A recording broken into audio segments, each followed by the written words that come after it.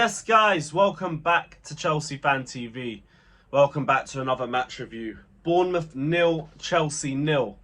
As you guys can tell, I didn't go to the game. Not for any reason specifically, I just knew it was going to be a bag of crap. And I couldn't be bothered for it. I just thought I'd rather save my money, you know. Waste about 60 to 100 quid on the day to watch a game that I know is going to be pants. We're probably going to lose. I couldn't be bothered for it, you know. Did all my suffering last season.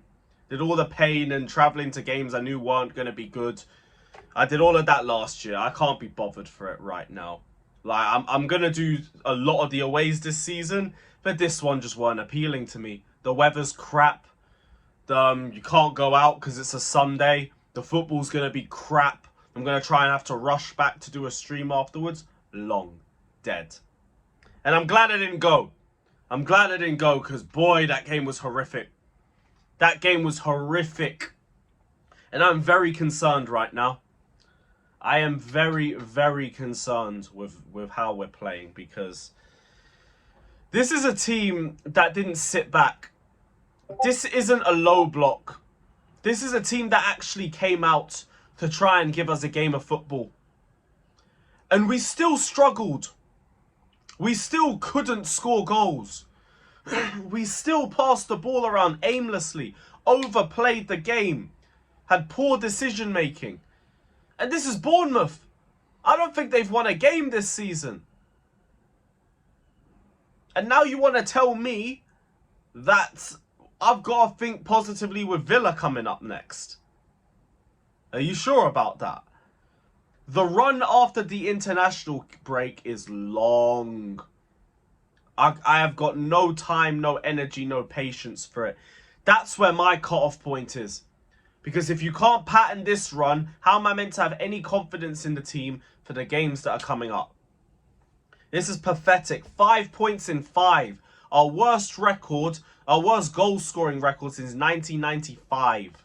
And we finished 11th then. 5 goals, and in the easiest run that we have this season, we are making it look like a joke. We are making it look like an absolute joke. And we're going to struggle against the bigger teams if we can't handle performances like this. We need to call it what it is. Less of the excuses and less of the crap. This isn't good enough. And we need to look at the players because a lot of the players were poor. I didn't think Jackson was great in the second half. I thought Mudryk was hot and cold. Gallagher was hot and cold. Enzo hot and cold.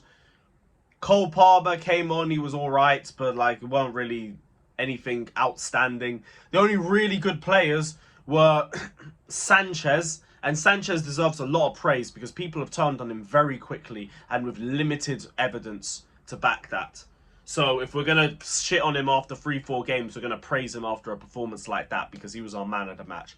Ugo Chukwu, very good too. Malo Gusto, everything but the crossing was excellent.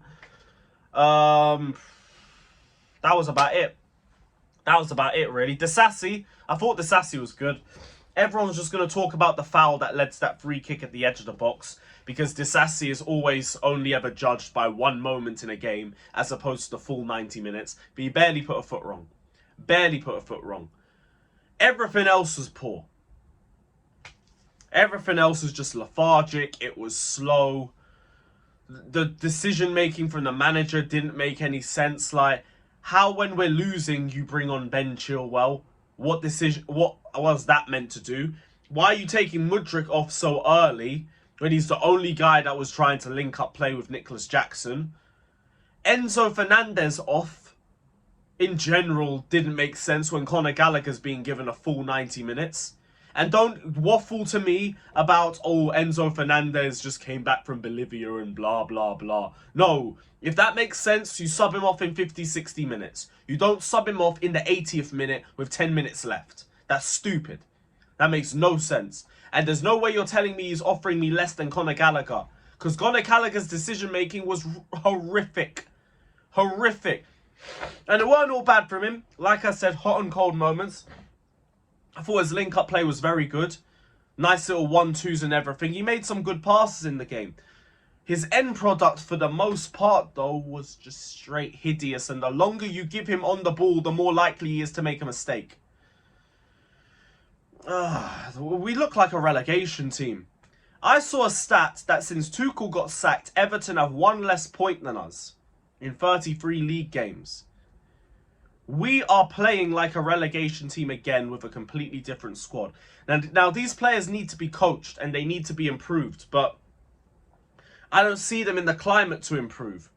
I see a team that's regressed since pre-season. And we can't say don't judge off pre-season, because pre-season we played Premier League teams. We played Newcastle, we played Brighton, we played Fulham. We played Borussia Dortmund. Only Wrexham was a team that wasn't really in the same league, or a league that we're aspiring to be at. So it's not just a don't judge pre-season thing. It's a we've gone back from what we used to do. We're not pressing the same way. We're not attacking the same way. We look so much slower on the ball. The decision making is crap. Everything has fallen off. Now, I am not going to be Poch out, but this guy is not filling me with any confidence whatsoever. The guy said before the game, there is no excuses and we have to win. And then after the game, he's blaming it on injuries. Figure that one out. Figure that one out, because it makes absolutely no sense to me. The players were not great today, a good chunk of them, and I will give him that. But he contradicts himself in literally every single press conference. He contradicts the tactics that worked for him in pre-season, the versatility that he showed in previous clubs. He looks clueless, he looks out of his depth right now. And it's up to him to change that perspective. Because like I said, after Arsenal, our fixture list is a mess. If he cannot handle this, how am I meant to have faith in him when it's Arsenal, when it's Brentford, when it's Tottenham, when it's Man City at home, when it's Newcastle away, when it's Brighton at home, and when it's Man United away, back to back? How am I meant to have confidence in that? You tell me, because I don't see it. I don't see it. Right now, we look disjointed as hell in the final third. We look like we don't have any plan B. We were playing for a point by the end of the game at fucking Bournemouth, a place that Lampard even won at. How does that make sense? How do we continue to regress? How do we continue to make worse decisions with managers as we go by? For how good the player ID is, the manager ID right now, it stinks. We have 6 wins in 2023. 6 wins in the entire year. It's pathetic. It is pathetic. Big up to Robert Sanchez, big up to Gusto, big up to Ugo Chukwu. You lot are the only ones that really turned up and did anything.